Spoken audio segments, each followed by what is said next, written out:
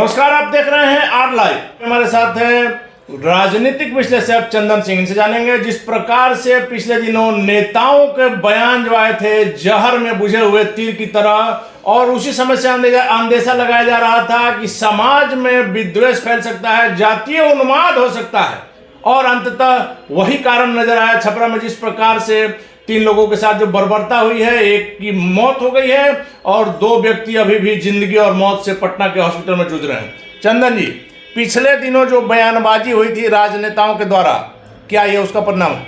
देखिए, छपरा के मांझी में मुबारकपुर में जो एक दर्दनाक घटना सामने आई है कि 3 युवकों को हाथ पैर बांधकर और इतनी बुरी तरीके से मारा गया, लिंचिंग की गई कि उसमें ऑन द स्पॉट एक बच्चे की मौत हो गई और 2 पटना के एक हॉस्पिटल में वेंटिलेटर पर हैं, गंभीर स्थिति में है, जिंदगी और मौत से जूझ रहे हैं। देखिए, वहाँ एक खास जाति विशेष के लोग से पूरा वो इलाका जो था परेशान था, और वहाँ का जो लोकल थाना था वो उस अपराधी से कहीं ना कहीं मिला हुआ था, और वो पुलिस के भी संरक्षण में था। इसलिए मेन जो एक्यूज है, जो मुखियापति है विजय यादव, वह आज भी प्रशासन के हाथ से वो बाहर है। आप वहाँ पर इंटरनेट को रोक देते हैं, आप सोशल मीडिया पर रोक लगाते हैं, 11 थानों की पुलिस वहाँ पर कैंप की हुई है, उसके बावजूद वहाँ पर मुखियापति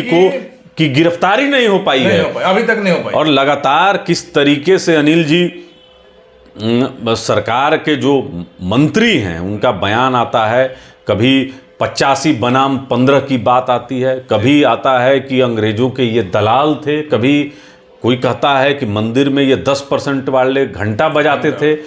तो बराबर तेजस्वी प्रसाद के जो खास सिपे सलार हैं वो मंडल बनाम कमंडल की बात करते हैं।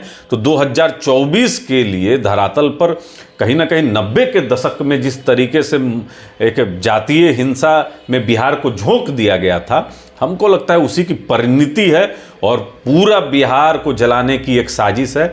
आज जहां 21वीं सदी है अनिल जी, दुनिया चांद पे जाने की बात कर रही है, और यहाँ पर एक पार्टी है जो जिसको विकास से लेना देना नहीं है, विकास पे बात करना नहीं चाहती है, रोजगार पे बात करना नहीं चाहती है, अस्पताल और कॉलेज पे बात करना नहीं चाहती है। वो सिर्फ एक ही एजेंडा है कि अगड़ा बनाम पिछड़ा, 85 बनाम 15 की लड़ाई बिहार में किस तरीके से उन्माद फैलाया जाए और यहाँ पर उलझाया जाए। तो बहुत दुर्भाग्यपूर्ण है और इसकी जितनी निंदा की जाए कम है। अपराधी को जल्द से जल्द पकड़ना चाहिए।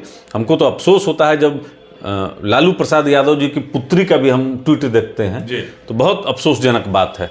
चंदन जी, आपको याद होगा कि जब 2005 तक ये उन्माद जो बिहार में था, उसमें जातीय नरसंहार भी हुआ करते थे। मुख्यमंत्री नीतीश कुमार ने इस भंवर से बिहार को निकाला था, और आज मुख्यमंत्री नीतीश कुमार ही हैं, लेकिन क्या उनसे संभल नहीं पा रहा है, या मुख्यमंत्री जो है चाह कर भी कुछ कर नहीं पा रहे? नहीं, देखिए, जब आप जंगल राज की बात करते थे और बिहार में एक अपहरण उद्योग था और किस तरीके से बिहार में हर जगह असुरक्षा का भाव था, विकास का नामो निशान नहीं था, कई फिल्में बनी गंगा जल अपहरण जैसी सरीखें बिहार की स्थिति को दर्शाती थी।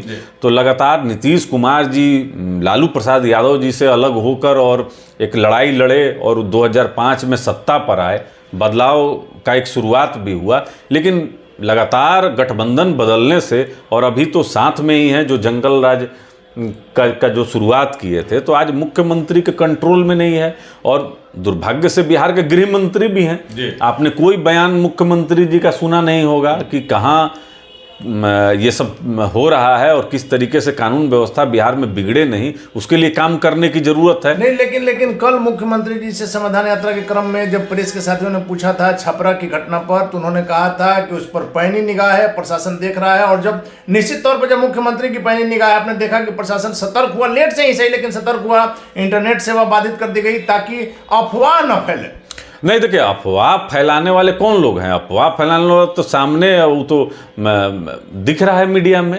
अरे, प्रशासन के साथ अपराधी घूम रहा था, हत्या करने के बाद थाना में बैठा हुआ था, और उसके बाद भी उसकी गिरफ्तारी नहीं होती है, उसको सेफ पैसेज दिया जाता है निकलने के लिए। तो अब कुछ कहने की जरूरत है। सत्ता दल के जो लोग हैं, तेजस्वी प्रसाद के स्वजातीय हैं, जो अपराधी हैं, और राष्ट्रीय जनता दल बचाने का प्रयास कर रही है। इनके वहां पर लेकिन जो मंत्री हैं जितेंद्र राय आपकी बात हो सही है, या माले के जो विधायक हों, अभी घटना स्थल पर जाके पीड़ित परिवार से मिलने का भी काम नहीं किए। तो मंशा तो स्पष्ट है। लेकिन चंदन जी, मुख्यमंत्री जी ने शुरू से कहा है कि ना हम किसी को बचाते हैं ना किसी को फंसाते हैं। वैसे में क्या उनकी साख पर असर पड़ेगा? देखिए, साख तो इनका बहुत पहले खराब हो चुका है। बक्सर की घटना भी आप देखें कि घर में घुस के लाठीचार्ज हुआ, किसान के घर में छात्रों को पटना में पीटा गया, और लगातार बिहार में कहीं भी अपराध की घटना होती है तो मुख्यमंत्री तो अव्वल कहते हैं कि हमको पता ही नहीं है। नहीं, लेकिन इसमें मुख्यमंत्री ने कहा है कि देखिए इसमें आप ये तमाम राष्ट्रीय जनता दल के बयान को आप सुन लीजिए अनिल जी।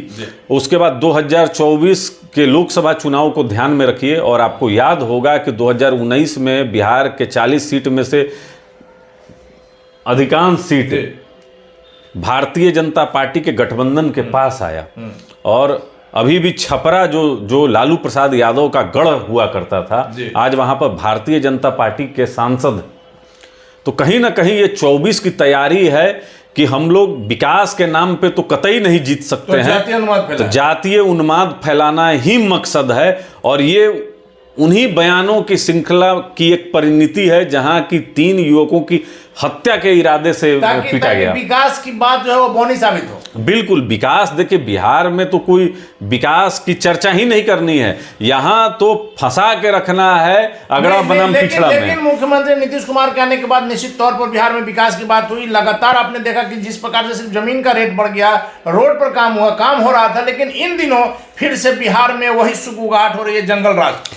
देखिए विकास जब भी हुआ तो भारतीय जनता पार्टी के साथ जब गठबंधन में नीतीश कुमार जी आए तो विकास हुआ, केंद्र सरकार से भी मदद मिला, बिहार भी अपना डबल इंजन की सरकार के तरह काम हुआ। लेकिन जैसे ही गठबंधन से बाहर जाते हैं उसके बाद ये सिर्फ महागठबंधन है मुख्यमंत्री की नहीं चलती है। देखिए इनका जो है कि वोट बैंक भी खिसक चुका है, क्योंकि बिहार में अब सुरक्षा का भाव नहीं रह गया है।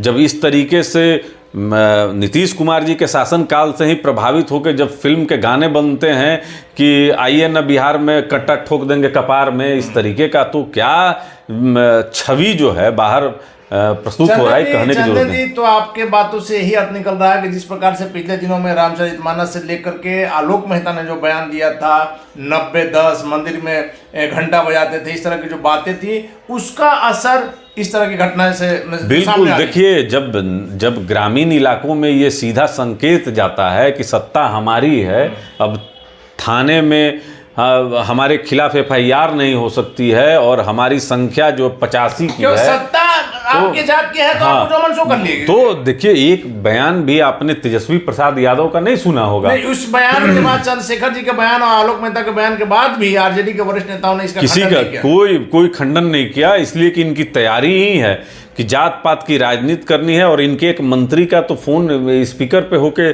सबने सुना कि किस तरीके से साजिश किया जा रहा है। और आप मिलाइएगा कि साला बहनोई का भी एक ही राग है, यानी तेजस्वी प्रसाद यादव का वही स्टैंड है जो अखिलेश प्रसाद यादव का है।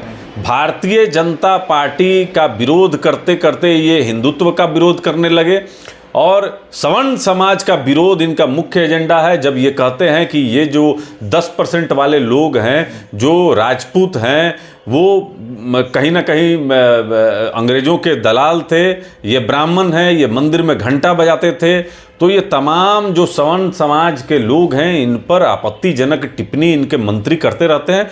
और ऐसे ही नहीं करते हैं, एक पार्टी की रणनीति तय होती है कि हमको अगड़ा बनाम पिछड़ा करना है, तो ये 24 की तैयारी है, प्लानिंग से ये 24 की तैयारी हो रही है कि यहाँ जातिवाद में जो है ना हिंदू जो हैं, हिंदू में एकता ना बन पाए, हिंदू को आपस में फूट कर दो, दलित को अलग कर दो, सवर्ण को अलग कर दो, पिछड़ा समाज को अलग कर दो, और इस तरीके से बीजेपी को हराने का एक प्लान जो है यहाँ पर तैयार हो रहा है। जातिवाद की आग में जले, लेकिन नेताओं का अपना कल्याण। बिल्कुल, यहाँ तो मतलब आप समझ लीजिए कि आपको तो याद होगा किस तरीके से कितनी यहाँ मतलब हिंसा होती थी, जातिवाद में सैकड़ों लाशें गिरती थी। तो कहीं ना कहीं उसी दौर में फिर झोंकने की एक साजिश है, और यह साजिश सत्ताधारी के लोग कर रहे हैं।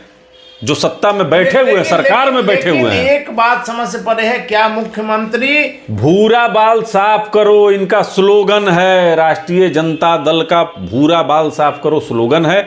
और जो सवर्ण समाज के भी जो लोग हैं, जो राष्ट्रीय जनता दल और जनता दल यूनाइटेड में नहीं बोल रहे हैं, दरी बिछाने का काम करते हैं, जो अपना सम्मान और गौरव को ताक पे रख दिए हैं, जो अपना चूड़ा और किसी का दही के साथ करने का कार्यक्रम करते थे, उसी कार्यक्रम में तेजस्वी प्रसाद यादव ने अपने पिता के द्वारा किया हुआ कृत्य पे माफी भी मांगा था, सार्वजनिक, की तो मीडिया में है जी।